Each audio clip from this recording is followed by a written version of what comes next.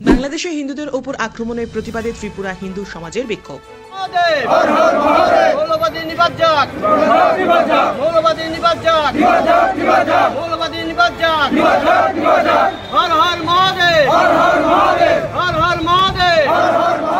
পাঁচই আগস্ট শেখ হাসিনা বাংলাদেশের প্রধানমন্ত্রী পদের থেকে পদত্যাগ করেছেন। দেশ ছাড়ার পর সেদিন থেকেই বাংলাদেশের বিভিন্ন জায়গায় হিন্দুদের ওপর আক্রমণ সংগঠিত হচ্ছে। আক্রমণ চলছে আওয়ামী লীগের সঙ্গে জড়িত নেতাকর্মীদের বাড়ি এবং কার্যালয়েও। বাংলাদেশের হিন্দুদের ওপর আক্রমণ এবং হত্যার প্রতিবাদে আজ ত্রিপুরা হিন্দু সমাজের পক্ষ থেকে আগরতলা রেলওয়ে স্টেশনে এক প্রতিবাদ কর্মসূচির আয়োজন করা হয়। এদিন ত্রিপুরার বিভিন্ন জায়গা থেকে হিন্দুরা এই প্রতিবাদ কর্মসূচিতে সামিল হন। যদিও এই কর্মসূচি আগরতলার স্বামী বিবেকানন্দ ময়দান থেকে শুরু করার কথা ছিল, কিন্তু ত্রিপুরা পুলিশের অনুমতি না থাকায় আগরতলা রেলওয়ে স্টেশনে এই বিক্ষোভ কর্মসূচি সংগঠিত করে ত্রিপুরার হিন্দু সমাজের মানুষজন। আমাদের এই যে শান্তিপূর্ণ প্রতিবাদ মিছিল, যে মিছিলটা আমাদের আস্তাবল ময়দান থেকে হওয়ার কথা ছিল, কিন্তু মহামান্য ত্রিপুরা সরকারের পারমিশন আমাদের না দেওয়ার কারণে আমরা সেই জায়গা থেকে র্যালি করতে পারছি না, প্রতিবাদ র্যালি করতে পারছি না।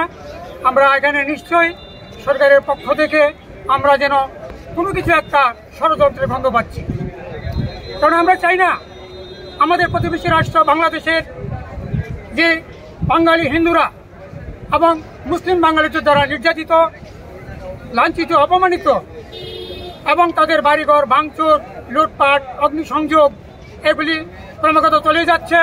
এগুলির একটা বৃহত্তর আন্দোলনের মাধ্যমে আমরা বার্তা দিতে চেয়েছিলাম যে এগুলি বাংলাদেশের সরকারের কানে পৌঁছক, কিন্তু আমরা আজকে সেই বার্তাটা বৃহত্তর পরিসরে দিতে পারলাম না, কারণ ত্রিপুরা সরকারের অনুমতি না মেলার কারণে।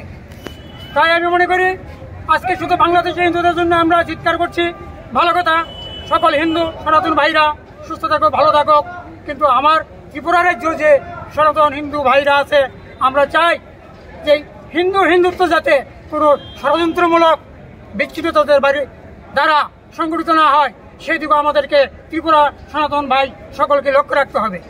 আমরা কিছুদিন যাবৎ লক্ষ্য করে যাচ্ছি, ত্রিপুরাতেও হিন্দুদের মধ্যে তথাকথিত কিছু ষড়যন্ত্রকারী প্রচারকদের মাধ্যমে হিন্দুদেরকে আক্রমণ করছে, সংখ্যালঘু হিন্দু সম্প্রদায়, সংখ্যাগুরু হিন্দু সম্প্রদায়কে আক্রমণ করছে। তো আমাদের যদি স্থায়িত্বই ঠিক না থাকে, ত্রিপুরাতে যদি আমরা হিন্দুরা অস্তিত্ব বজায় রাখতে না পারি, তাহলে বৃহত্তর পরিসরে প্রতিবেশী বাংলাদেশের জন্য এবং অন্য কোনো দেশে হিন্দুরা আক্রান্ত হলে কিভাবে আমরা প্রতিবাদ করব। তাই আমরা চাই সমগ্র ত্রিপুরার যে সনাতন হিন্দুভাষী যারা আছেন, সকলে যাতে আমরা অস্তিত্ব নিয়ে বেঁচে থাকতে পারি।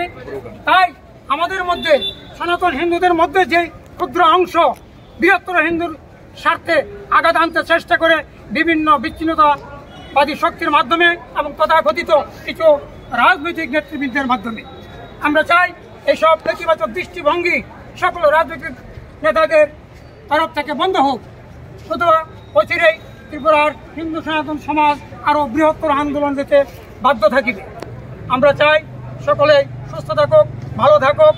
এই বলে আমি আমার আজকের এই প্রতিবাদ মিছিল যেটা হওয়ার কথা ছিল, তার পরিবর্তে আমরা বাদারঘাট রেল স্টেশনে ক্ষুদ্র পরিসরে যে শান্তিপূর্ণ মিছিল বা অনুষ্ঠানটি সংগঠিত করেছি, সেখান থেকে আমাদের এই বার্তা সারা ত্রিপুরায় পৌঁছবে আমি আশা রাখি।